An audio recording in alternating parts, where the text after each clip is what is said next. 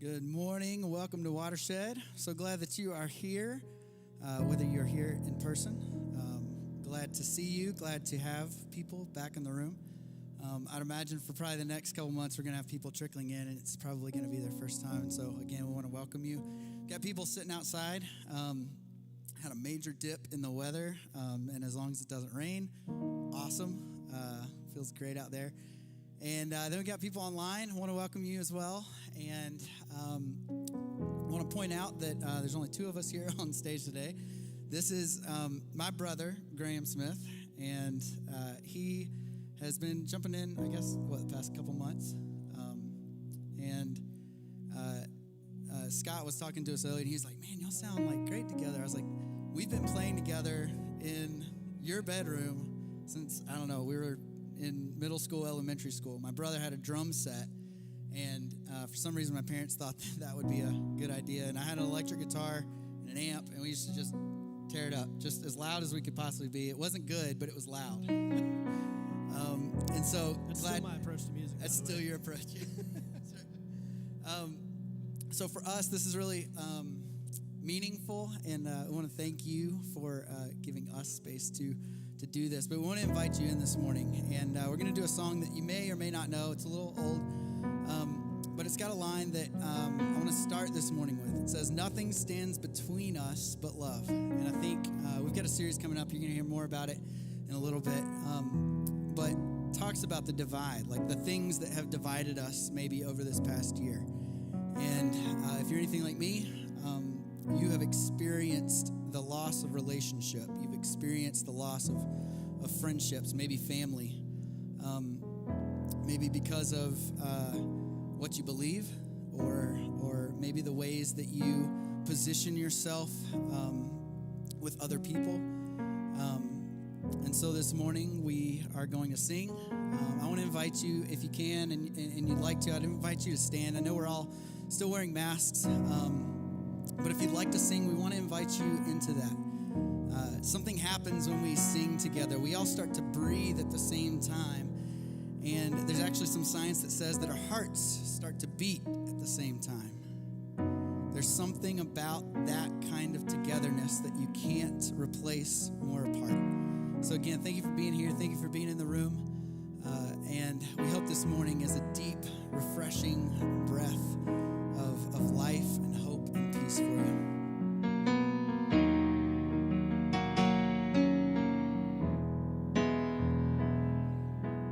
River of gladness fill my soul, and Jesus, you're my greatest thought. God, I know. And I see the light. I see the light in me. I hear your voice inside the cracking thunder, singing, nothing stands between us, nothing stands between us but love now. Nothing stands between us, oh, nothing stands between us but love.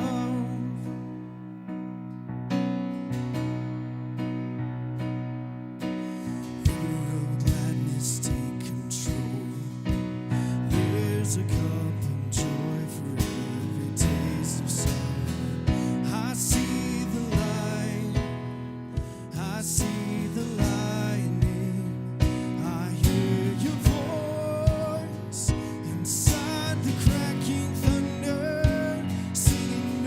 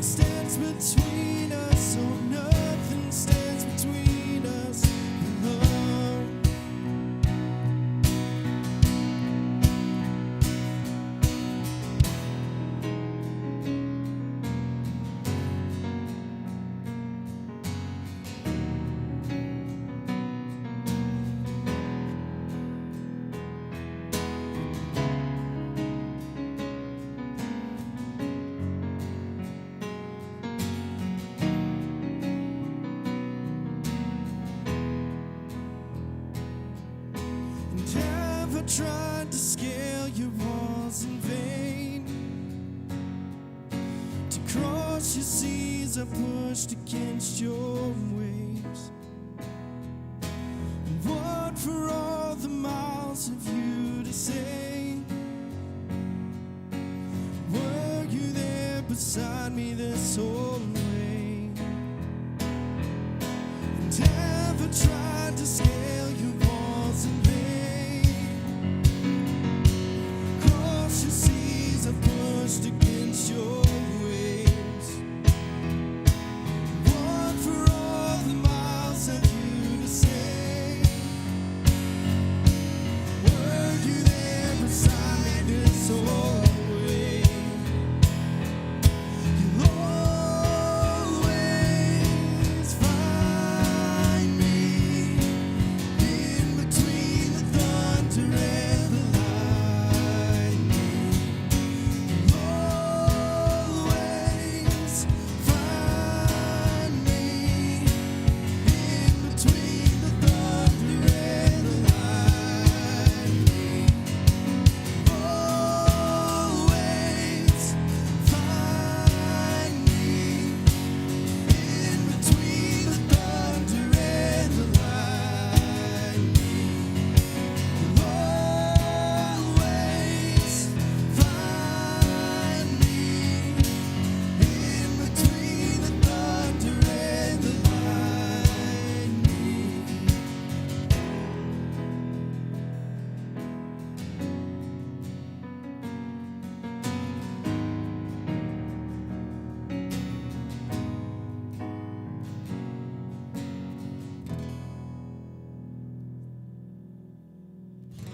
There's no shadow you won't light up, mountain you won't climb up, coming after me. There's no wall you won't kick down, lie you won't tear down, coming after me. There's no shadow you won't light up, mountain you won't climb up, coming after me. There's no wall you won't kick down, lie you won't tear down, coming after me. Oh, the overwhelming, never-ending, reckless love of God. Oh, it chases me down, fights till I'm found, leaves the 99. I couldn't earn it, I don't deserve it, still you give yourself away. Oh, the overwhelming, never-ending, reckless love of God.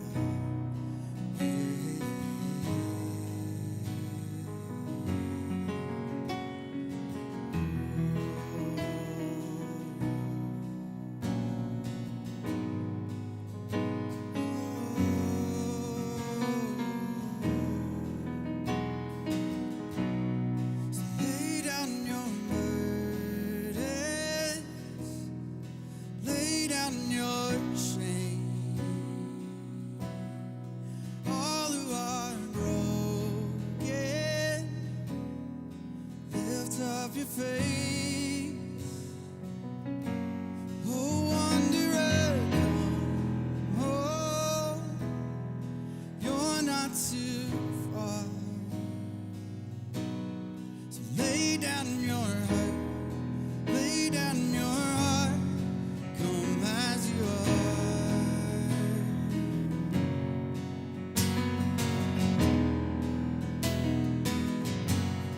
So lay down your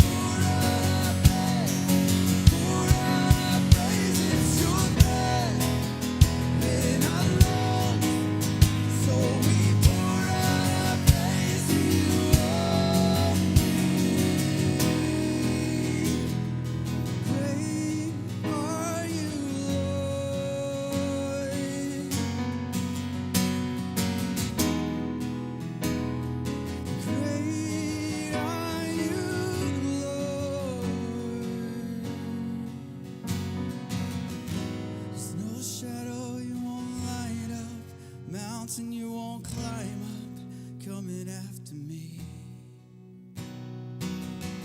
There's no wall you won't kick down, lie you won't tear down, coming after me. There's no shadow you won't light up, mountain you won't climb up, coming after me. There's no wall you won't kick down, lie you won't tear down, coming after me.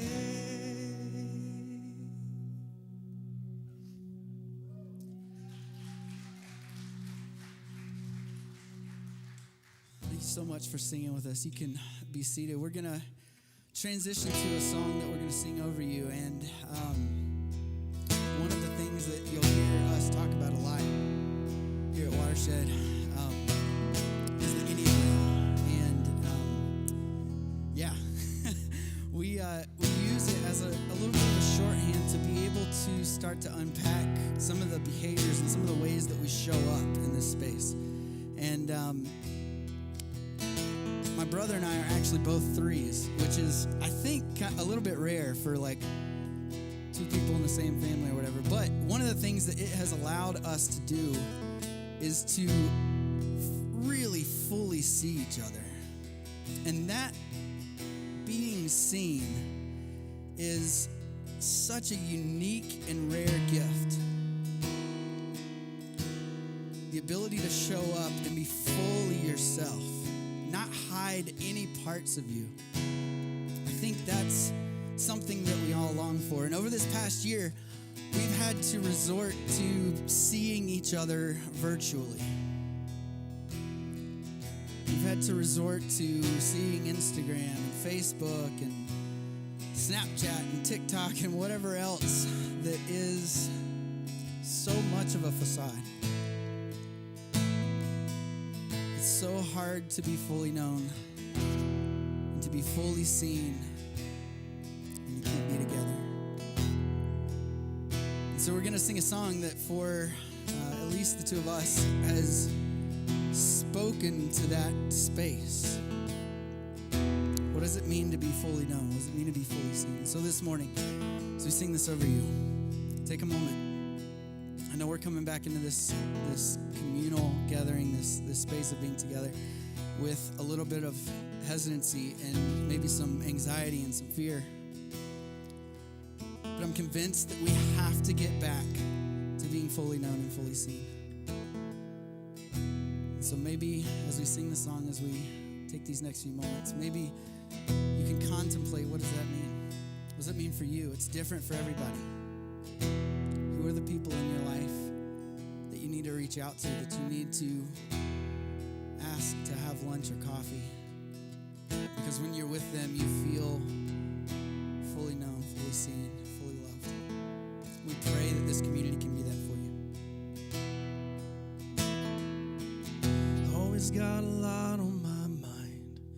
Feels like the net just gets bigger with time, stretching out behind me, trawling the open sea. Waste a lot of breath on the motion, breathe a lot of air that keeps making me sick, maybe just hazy, a little bit lazy. It's okay if you don't have the answers. Questions remain the same. There's a whole lot of people claiming their team, but nobody knows the game. So give me a minute to come to my senses, to look out the window and stop building fences. 'Cause all the wild horses just wanna run free, and I wanna know you. I just want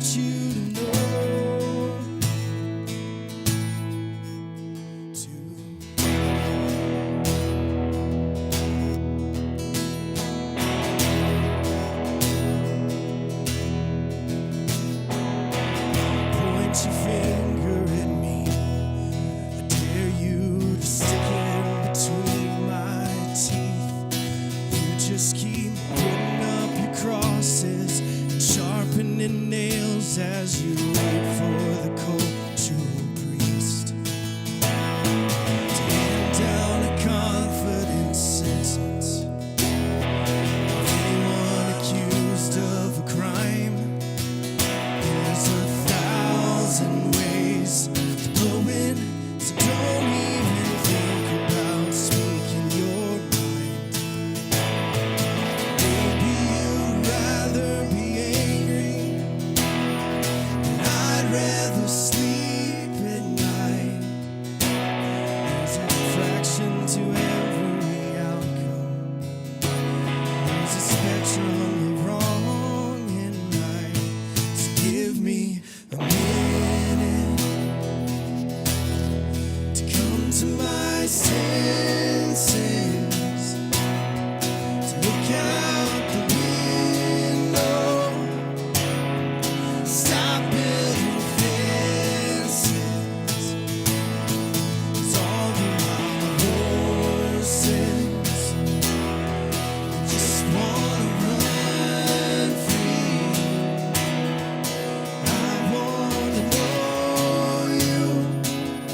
I just want you to know. So give me a minute to come to my senses, to look out the window, and stop building fences,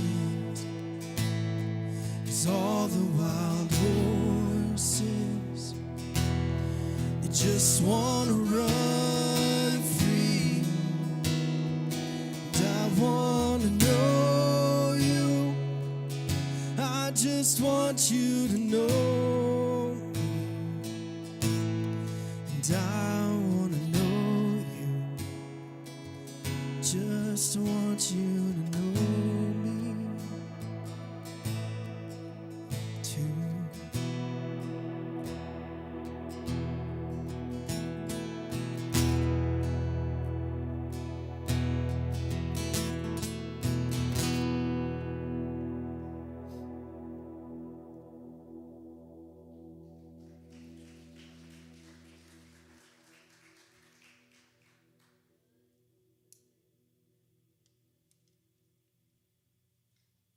Good morning. Good morning. I've practiced this all week. Ladies and gentlethems. I'm trying to get away from ladies and gentlemen. So ladies and gentlethems. I've been practicing that in the mirror all week, so you better like it. I worked hard on that, okay? So good morning. Good morning to those inside. Good morning to those outside. Good morning to those that are online and watching from a screen. We are so glad that you chose to be with us this morning at Watershed. For those who don't know me, my name is Blair, and I have the honor and privilege and joy to be our greenhouse pastor here, which means that I get to be with kids from the time they're born to the time that I send them off to David in middle school, because that's when they get crazy. Not really. I'm just kidding. So that's a fun age. But I am excited you're here. I wanted to share with you this morning. It's kind of hard to do with, I need like 8 arms. But we are learning today in Greenhouse about the fruits of the Spirit, because we believe that what we believe inside is what comes out of us as well. And so that being said, it makes me think about our Watershed community. You know, what are the fruits that we do produce? And so with that being said, I want to introduce you, or maybe remind some of you, of our app that we have online. And this app actually goes through and tells you everything that's going on. So if you're looking for that one spot where you can listen to the message, or you can listen to a song, or maybe somebody's What's Saving You, or even see what the announcements are, this is the place for you. So I invite you to download that. It has all the details. But I wanted to highlight a few things that are going on. So we are actually starting a new series next Sunday. I want to know, raise your hand, how many of you like pineapple on your pizza? Anybody? Oh, that's the minority. Oh. How many of you like wings with bones? Yeah. I don't know if we could be friends. I'm kidding. We are actually moving into a series on bias. So we are going to be using some of these funny things with pineapple pizza, the things that we maybe differ in opinion on, and we're going to take that a lot deeper and talk through what are the ways that we still stay connected to the people around us whenever we don't always see eye to eye. What does that look like? How do we still connect, and how do we still do life together in the midst of disagreeing on things that could be surface level or all the way down to things that are, we feel like, fundamentals? So we're going to be starting that next week. I'm very excited about it. I think it's going to be a great time together. Next thing, Pride Month starts June 1st, and we at Watershed, we love our LGBTQ community. So we want to do some things together to celebrate that and to remind them, to remind us of how important their presence is here in our community. So June 13th, we will be meeting at Petty Thieves after the service. It's a brewery that Ted owns back there, so he's one of us. And we're going to be headed over and just hang out together, and I think they have some fun things planned for us. So that's June 13th. Mark it on your calendar. And then finally, one of the fruits of the Spirit that we were talking about this morning in Greenhouse is generosity. And so here at Watershed, we actually believe that generosity is a posture and a way of living. It's not just something that we do here or there. We believe that whenever we talk about this kingdom, this different place that's possible, that everybody that's trying to get to the top in the real world, we remember that in this kingdom there is no top. So with that being said, we share the things that we have. We share our time, we share our resources, and we share even our finances. And so we have links where if you would like to join in what we're doing here and be generous and share some of that with us so that we can move towards these places in our community and also doing life together. And we're very transparent about the money we spend as well. You can find that on the app or on our website. You can do a one-time gift. You can do a recurring gift. You can even set up with some places that they will match your gift. So if you have any questions, feel free. You can talk to Scott or Matt. And thank you so much for those who have been generous. It means more than you know. You are the reason that the Greenhouse Hallway can make Fruit Loop necklaces this morning, even though some of them have never even heard of a Fruit Loop. They're like, what is this? I'm like, it's magic. They have no idea. But thank you. We are grateful from the bottom of our hearts, and we love that we get to be generous with you. So glad you're here.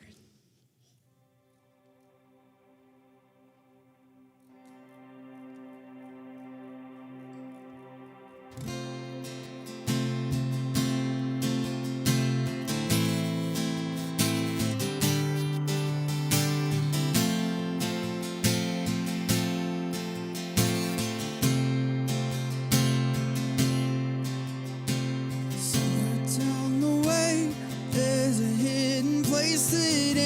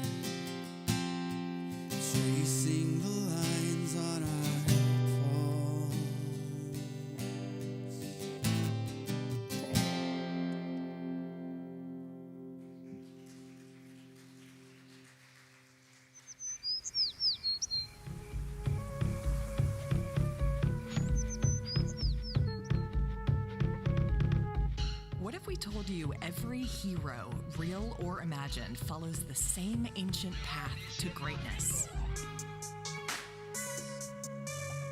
And what if we told you you're on the same journey? To journey without being changed is to be a nomad. To change without journeying is to be a chameleon. To journey and be transformed by the journey is to be a pilgrim.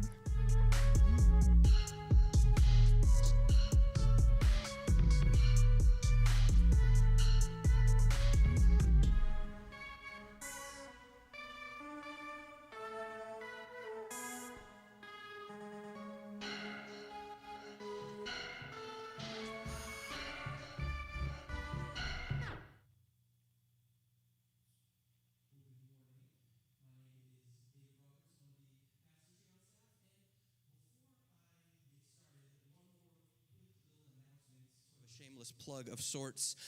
On Tuesday, so 2 days from now, at 7 p.m. on Zoom, we are going to be kicking off our next Reclamation block.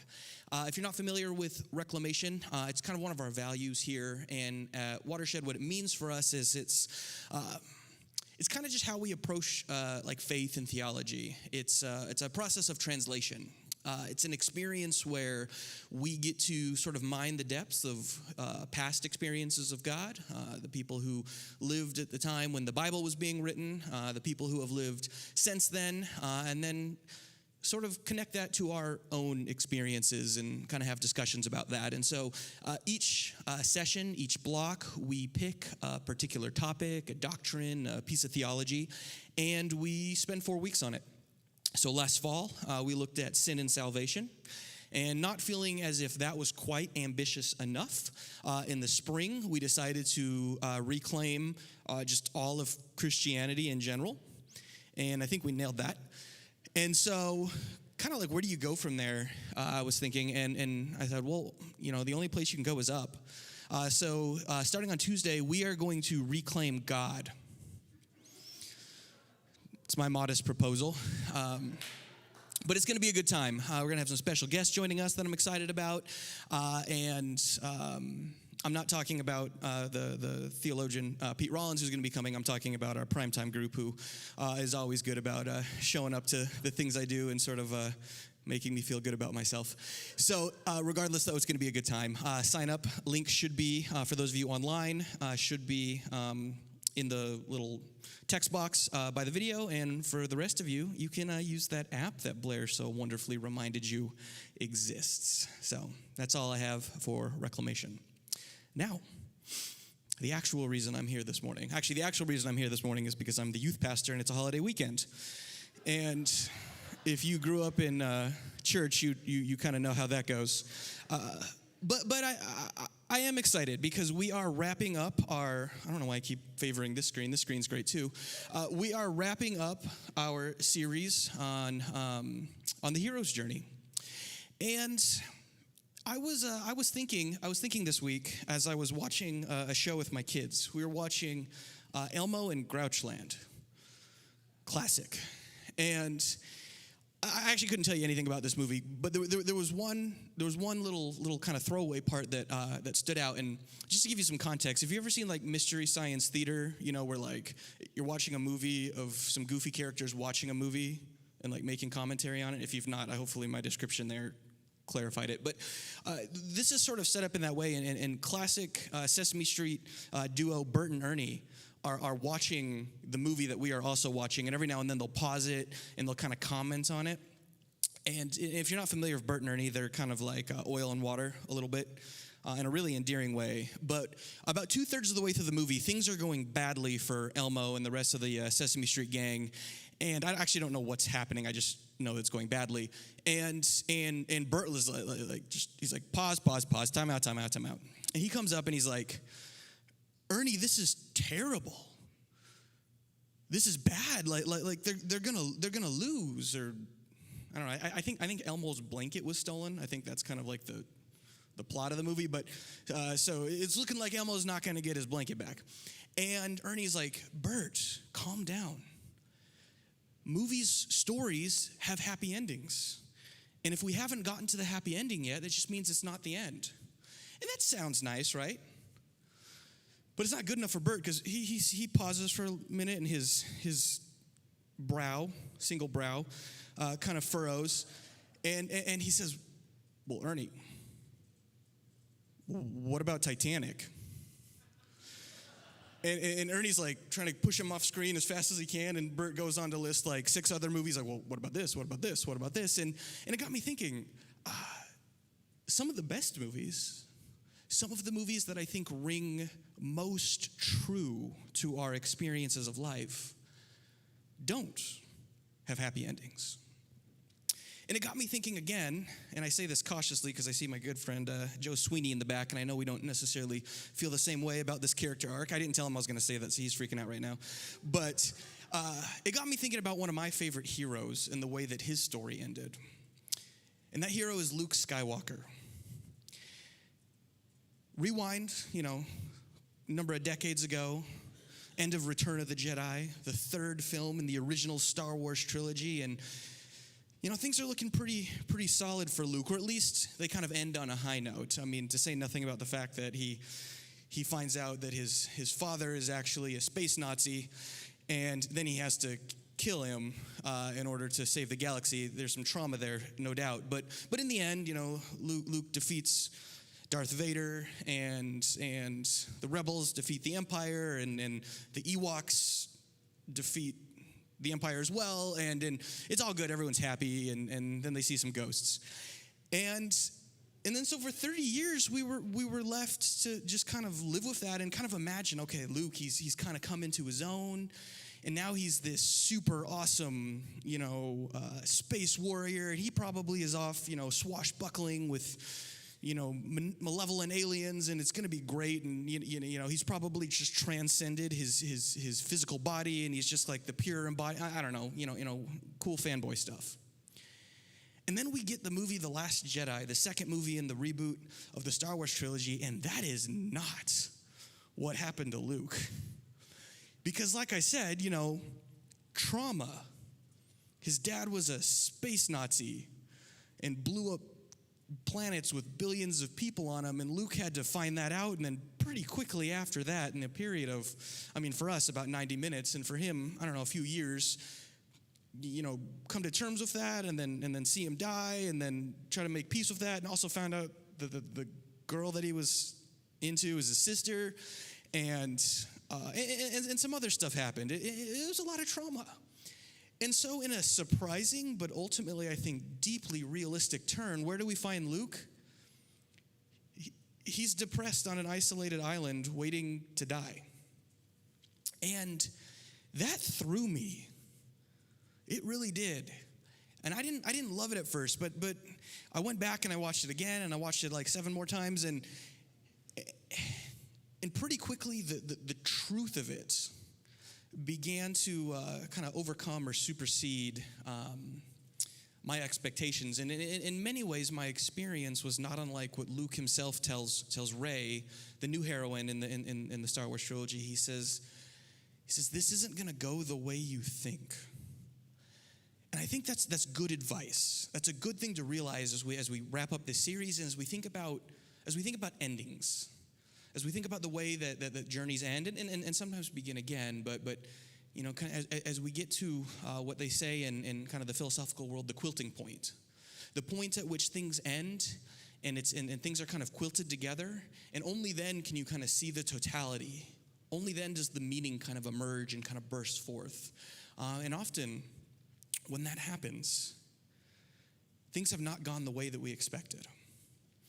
Now, real quick, just by way of recap, like I said, final week. I think we have a graphic we can kind of throw up that our very own Sean Bowers-Buxton drew of the hero's journey. Beautiful. And you can see the last 2 sections is what we're going to be looking at this morning, the idea of atonement and return. And I want to camp on this word atonement for a second, because atonement, if you grew up in church, you probably heard atonement a lot. You heard about different theories of atonement trying to explain the way that Jesus saves us on the cross. And there's some really bad theories around that. Some ones that maybe make God look not so cool. and make us look significantly less cool than that and kind of awful, and they're not great. And I would even venture to guess that there are people here maybe in this room or outside or at least affiliated with Watershed on some level who are here precisely because you grew up with some bad atonement theories. And you're here to hopefully maybe find a better way of looking at that whole dynamic. But the word atonement, kind of at its root, like etymologically, it's fun to say, it goes kind of back, kind of roughly translating to this idea of unity or oneness, at one-ment. There was a cool Latin way of saying it. It sounded like a Harry Potter spell, but I can't remember it off the top of my head. But it means unity. It means wholeness. It means oneness. And I kind of want to undermine that whole deal, because it worries me a little bit. All right, it worries me a little bit because I think, as well-meaning and hopeful as this idea of oneness and unity and wholeness and stuff is, I think one, it doesn't always map to reality. It doesn't always map to our experiences, and I might even suggest it doesn't always map to the being of God. But then beyond that, because it doesn't map, but because we think it's this thing that we need to be pursuing, we end up causing a lot of trauma and doing a lot of damage in our pursuit of it. That's kind of my thesis this morning, and I want to tie it to this other word that's more of a political word, ideology. Now, I think this word gets thrown around a lot, kind of just in general discourse, like, oh, that person they're just knee deep in conservative ideology or liberal ideology or whatever. That's not what this sermon's about. The definition I want to give you is this: ideology is anything that sort of obscures or covers over the inherent contradictions in reality and life, perhaps even in God. And some examples, perhaps. One example of ideology, especially in this country, might be meritocracy. So we look out, we see contradiction. We see perfectly good people who for whom life is not going well. Maybe they're experiencing housing insecurity or homelessness. Maybe they're experiencing joblessness, something like that, some form of poverty. And what meritocracy does is it gives us an easy, simple explanation for why that is. They didn't try hard enough in school, or they're just not a hard worker. They're lazy. They're fill in the blank. And sometimes we're not even doing this maliciously or malevolently. It's kind of we're grasping. We're like, well, there must be some logical explanation as to why life is going badly for this person. And so the first thing that we can find that's like, oh yeah, that must be it. It's ideological. Race works this way. In fact, race was invented for this reason, to justify racism, which it creates a narrative of justification for exploitation. It's ideological. It gives us an easy explanation as to why the exploitation and the oppression that we are inflicting on a particular group of people is justified, or at the very least, understandable. Ideology. And my worry with atonement, as well-meaning as it is that atonement can sort of serve an ideological purpose. It allows us to say that, okay, things aren't good now, but they'll be good if, they'll be good when. Maybe they'll be good if we can just get back to the way things were. And this maps to the hero's journey. I mean, we're talking about return today. So if we can just get back to the beginning, we'll be good. Or we know what the right future is. And if we can just get to it, everything will finally be okay. And the worry for me is when you have that kind of certainty in what the good looks like, it's a hop, skip, and a jump away from the ends justifying the means. And inevitably, and I'm going to say it's inevitably when the sort of unity or wholeness or oneness that we think is right and true and inevitable doesn't transpire, then the temptation then is to inflict all sorts of trauma and violence. I guess then my thesis is existence is traumatic. Our pursuit of atonement is an attempt to deal with that, and we typically do it in ideological ways. And the challenge as a people, as a humanity, is to on some level make peace or reconcile ourselves with the trauma of existence.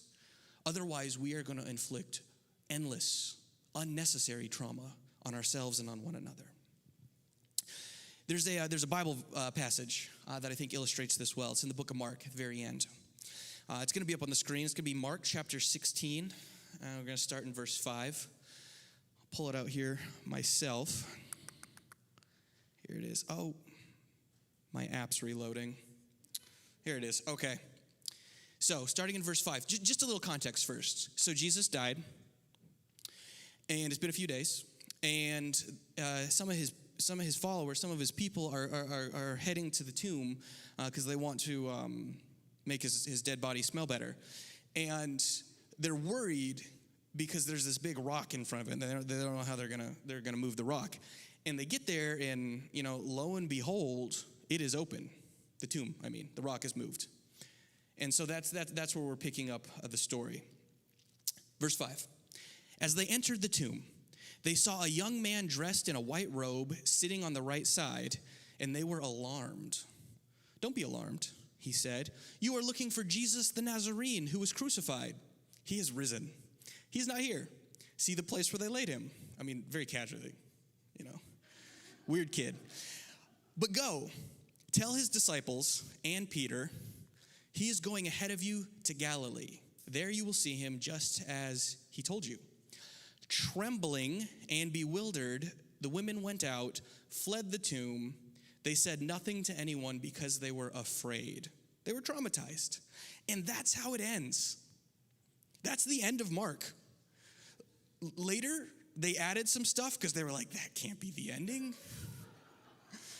It ends with, they were frightened, they were scared, they were traumatized.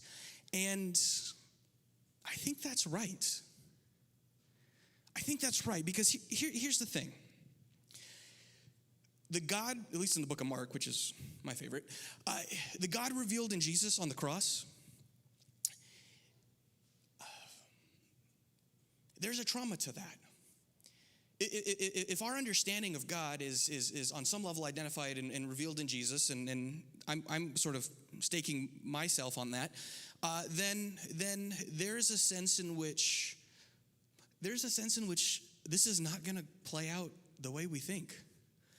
If God is saying, I am most revealed in this scandalously crucified criminal on the cross, if God is saying, yeah, that's me, then, well, on one hand, there's a freedom in that.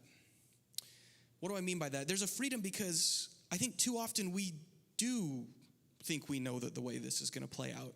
This goes back to the whole ideology atonement thing. We do know for sure how this is supposed to end, and that sort of orders our life. We submit ourselves to this narrative, and we pursue it at any cost. And when that is stripped of us, stripped from us, there's a vulnerability to that. When things are no longer going to play out the way that we're expecting, the way that we're needing, the way that we are so married to because we think this is the thing that's going to save us. When we cling to these narratives, to these identities, to these ideologies, to buffer ourselves against the very trauma of existence because we think that's going to save us, and by the way, at least a side product of that is we buffer ourselves over and against one another. To be stripped of that, there's a vulnerability there, but it's also a gift. There's a freedom to it. Because in that vulnerability, in that freedom, well, one, we're free to fail. And that's scary. But there's also there's a solidarity in it. Because you are just as vulnerable as I am. And in that mutual vulnerability, in that kind of collective non-belonging, that collective misrecognition, we can all see ourselves imperfectly, but in this mutual vulnerability. And so yes, we are free to fail, but we are also free to build something. We're free to make a decision. I love the name of this community because I think it captures this really well. It's a watershed moment. A moment when we're confronted with the freedom and the trauma of existence. We can see each other. We can make a choice. We might be wrong, but we'd be wrong together. We can move forward. And that's what our weirdly nonchalant youth sitting in a tomb suggests. He says, you got to go back to the beginning now. You were already going back to the beginning because that's how life works. It's cyclical. It repeats. In any one lifetime, you're going to live thousands. Dying and being reborn, different stages of life, relationships, jobs, identities, ways of understanding yourself. That's the hero's journey. You don't embark on it. It sort of overtakes you. So you're already always going back to the beginning. But how are you showing up? How are you showing up? And that's what this youth in the tomb is alluding to. He's like, you got to go back to Galilee. But when you go back to Galilee, you're going to encounter the resurrected Christ. And that's different. That is not going to go the way you think. Because, yes, repetition. It's going to be part of life. We're going to repeat these lives. We're going to repeat these cycles. And we talk about that a lot here. If you've gone through preface, you may be seeing the little loop-de-loop that Matt Scott talks about like death and epiphany and rebirth. We talk about the first and second half of life. We talk about these cycles, but not every repetition is a resurrection. Because most of our repetitions, most of our attempts to kind of loop back around to the beginning and start again, they're like when we break up with someone or we break up with our employer, or we break up with a certain stage in life, but we don't break up with the way that we engage in life. And so we might have a new relationship, we might have a new job, but the way that we show up in those relationships or those jobs stays the same. Resurrection, it's not a reversal. It's not a going around. It's not ideological. It does not overcome or cover over the contradictions and antagonisms in our existence. It doesn't cover over the trauma. It leans in, goes through. And we see this in the other gospels, the other resurrection narratives, which are not quite as bizarre as the Mark one, but I think are a little more bizarre than we often, for those of us who grew up in church, experience with our felt boards in Sunday school. We don't have those in Greenhouse. There is a continuity and a discontinuity, and they're held in tension. Jesus is both recognizable and also shows up as a stranger. Mere repetition is mere recognition. We still see ourselves, or at least this image that we're projecting of ourselves over and over and over again. But resurrection, it's confusing. It's traumatic. And paradoxically, whatever healing or whatever we mean or could mean by wholeness is found up and held in tension with that trauma. I was talking about this with Blair, my good friend Blair. Nailed the announcements, by the way, Blair. We were talking about this a few months ago, and we were talking about these loops and these cycles and stuff like that. And she asked something profound. She says, if this is true, if what you're saying is true, and by the way, I don't know if it is, but going with it. But if this is true, how do we win? And I sat there for a second, and I didn't have anything, and then I blurted something out, and I think this. He says, you have to lose on purpose. And I don't mean that in a self-sabotaging sort of way. I don't mean that in a self-deprecating sort of way. I don't mean that in a way, and hear this one most clearly, I don't mean that in a way that where you submit yourself to unnecessary abuse or trauma. That's not what I'm saying. Maybe the best example is actually one I used in a parenting series here a few years ago, and it's the game Bop It. You ever played Bop It? Kind of an annoying game. Because you can't win Bop It. It just goes faster and faster and faster until you lose. The only way to win, I would argue, win Bop It is you stop playing Bop It. You set it down. You opt out. Don't hear what I'm not saying in this. I'm not saying that, you can opt out of life or parenting or being in, a society, because I'm not saying opt out of life, but it's a symbolic opting out. It's a death of sorts. It's a fundamental recontextualization of the way that you are showing up.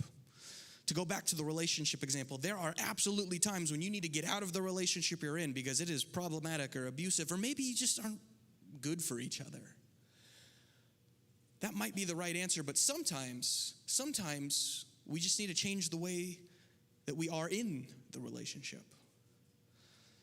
And that's a metaphor for this idea of resurrection, wherein you stop trying to win. You stop pursuing this expectation of wholeness, of atonement, of salvation that you think is going to finally fulfill you. Because oftentimes, let's be honest, that's, whether it's the relationship or the job, that's the thing, right? That's the burden that we're placing upon our partner, that we're projecting upon them, is you're going to make me whole. And if you don't, well, literally or figuratively, there's going to be hell to pay. So this notion of resurrection, which, let me be clear here, if I haven't been yet, I'm contrasting resurrection from atonement. So resurrection then is a freedom. It's a traumatic freedom, but it's a freedom from the pursuit of happiness. Because pursuing happiness is exhausting, really, really tiring. Our whole country is built on it. And any number of statistics you can look at, it's like, that's not going well. We don't want happiness. I mean, we do want happiness, but my advice is no, we don't. There is something better than happiness. More traumatizing than happiness, but better. And that thing is joy. And happiness and joy aren't the same thing, because happiness is ideological. Happiness is this momentary papering over, covering over of the antagonisms and the contradictions and the trauma in life. And happiness is fine. I'm not saying that like happiness is bad. Go out and be sad. Like, no. Happiness is fine. Happiness is going to arrive in our lives at various times, and when it happens, enjoy it. Celebrate it. Be happy. Happiness is good. But when we treat happiness as an atonement, as this thing that's going to make us whole, it will inevitably disappoint us. But joy is different. Joy goes through and in. It leans into the contradictions. It makes peace with them in a sort of way that's never going to quite feel right. But again, there's a freedom there, and it's that freedom I talked about. The freedom that is, well, it's traumatic and it's vulnerable, but it also frees us for a kind of authenticity that allows for a genuine solidarity. It's the freedom that allows us to be in solidarity with someone whose identity is radically different than ours, but who we can see is experiencing an unnecessary trauma, an exploitation, a marginalization. Joy names the kind of freedom that allows us to trust that either one, we don't know how this is going to end, and we're going to lean in anyway, or perhaps even more courageously, we do know how this is probably going to end, and it's not going to be this picture-perfect storybook ending. It might actually be like Luke Skywalker, who experienced the weight of the trauma of his life and his journey, and for whom it proved, at least for a season, too much for him. But here's what happened with Luke. So he meets Rey, and for a while it's just cynicism all the way down. And I get cynicism. I am cynical a lot. Cynicism and sarcasm, it's kind of like the default love language of an Enneagram 5. And that's what I am, so yeah. My wife's in the back. She knows that's true. But cynicism doesn't go far enough.